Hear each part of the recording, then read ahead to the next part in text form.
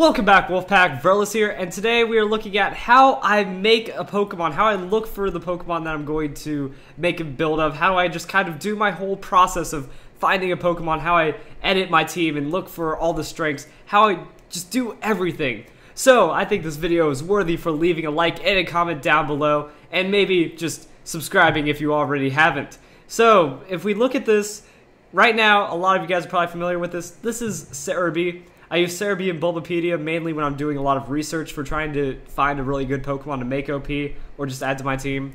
And you just need to go over to the left, click on X and Y Pokedex. It'll take you right here. And then you go down to this Buy Stats. This is what I'm looking for, where it says hit points, attack, defense, and all this. This is where I begin my search. Then I need to realize, okay, what's my team going to be needing? Pretty much the biggest thing I can ever tell anyone, the most advice I give someone is that go out and lose. You need to go out and lose battles. You need to find out what your team is weak against. You need to find out what you are personally weak against. Do you get out-predicted? Do you get out-switched? Do you have a team that just cannot handle Garchomp, cannot handle Ferrothorn, cannot handle a main threat? That if it's consistently one Pokemon or one type of Pokemon, like, oh, once they bring out their Scarf Sweeper, your game is over. When you have things like that, it's like, what are you weak against? Look here to try to find your remedy. So first off, one of my main philosophies is looking for speed. You have to have some form of sweeper on your team. You need to have someone that hits fast, hits hard, and knocks out your opponent. That's the name of the game. And really, it's kind of like a triangle system. A rock, paper, scissors. Well, that was totally backwards. A rock, paper, scissors, as you may. I say it's sweepers on top, and then over here we have tanky Pokemon, bruiser kind of Pokemon. Bruisers beat sweepers. However, sweepers beat setup Pokemon. Setup Pokemon beat bruisers. That's the way I see it. That, you know, if there's a Pokemon that's going to be using some kind of defensive bulking or some kind of offensive bulking like Swords Dance, the bruiser Pokemon doesn't have enough damage to immediately deal with it before it gets set up and then gets overrun. The bulkier Pokemon that don't need setup also have a naturally high attack to a degree, so the sweepery Pokemon, the really fast, really hard-hitting Pokemon, they are generally really frail. Low hit points, low defenses, and they can just get knocked out really fast. So it's kind of endure the hit, dish out a KO. And then on the other side, and there's also rules, there's not rules, there's exceptions to this rule, and I'll go into that later. So first off, what are you looking for? What is giving you a problem? Hawlucha is giving you a problem? That's a really high base speed. You're going to have to try to go faster than that. You're going to have to try to figure out what is good. Also, just really safe trying to pick a fast Pokemon in general. Fast Pokemon that hits hard. Weavile, 120 base attack, 125 base speed, 21st fastest Pokemon. That means if you're going with that jolly nature, there's not going to be a lot that can outspeed you, and you're going to have some high KO potential. Crobat, already did a strategy on Crobat recently. Number 14. Look at that.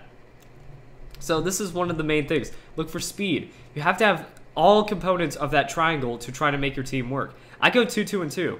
2 sweepers, 2 setup, 2 bulk.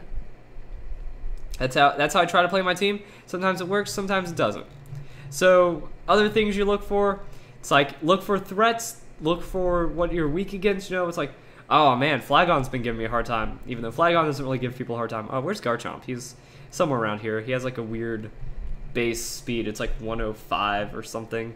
Anyway, it's like, oh, Garchomp's giving me a hard time. What's higher up on Garchomp? What's going to outspeed Garchomp? Look for something like that.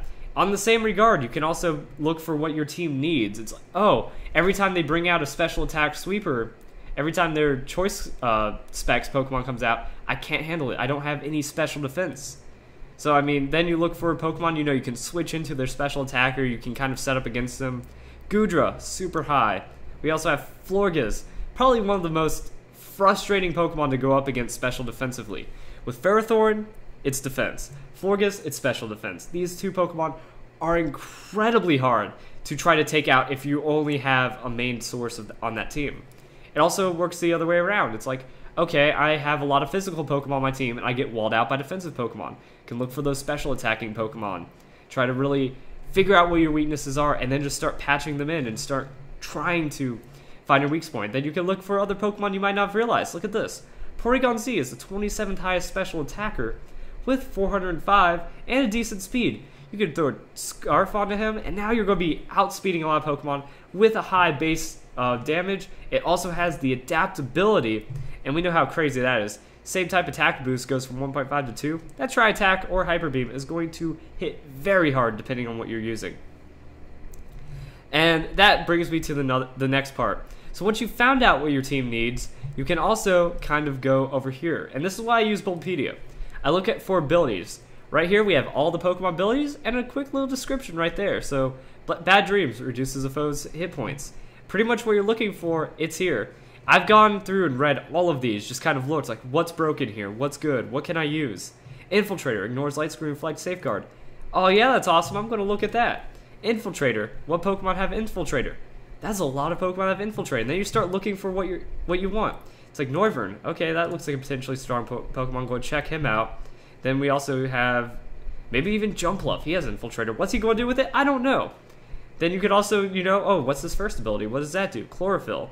During sunny weather, speed stat doubles. That's crazy. That means it can be a really fast Pokemon in sunlight. What do we have here? Sawsbuck, Tangrowth? I just kind of keep snowballing ideas. So once I start with that. I start with moves, abilities, or what my team needs from this list over here.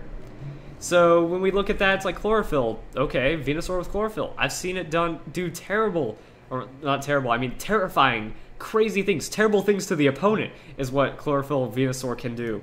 Noivern, this is that Infiltrator we were looking for. Jumpluff, let's go look at what Jumpluff has. Then I start looking at base stats again. It's like, okay, what are we looking at here?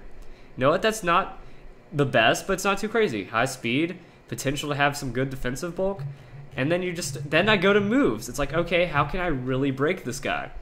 It's like, well, look over here, Poison Powder, Stun Powder, it's kind of like what you're looking for.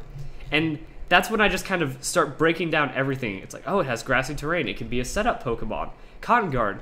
Cotton Guard is pretty awesome because it raises the defense stat by 3 stages. That means if your opponent is using a physical Pokemon, they're walled out immediately. Very good things coming out from here. It's like, what Pokemon get this as well? Altaria. And I just keep chaining around. It's like, what can I do? You have to look at every single move. You have to look at every potential. You have to try to just dig deep into it, get your face right on there and just be like, what can it do? And then sometimes Pokemon do need a boost, and this is why one of my biggest things is I have a lot of Pokemon that do setups. They use Stockpile, they use Calm Mind, they use Iron Defense, they try to do crazy things like that, and I'm just kind of clicking through. Like with Slurpuff here. I was looking at Slurpuff, I'm like, wait, Cotton Guard, wait, defensive stats, wait, Cotton Guard, oh my god, Calm Mind. So now I have a defensive bulk, I have special defensive bulk, I have special attack bolt so I can become an offensive player, and I have the Unburden ability. All these spell for a really genuinely strong Pokemon. You might not see it on the surface with those stats, but you have to just look into the Pokemon a bit more. And then we go to hit points. So hit points are awesome because hit points, your defense essentially manipulates your hit points. The higher your defense, the higher your effective hit points are.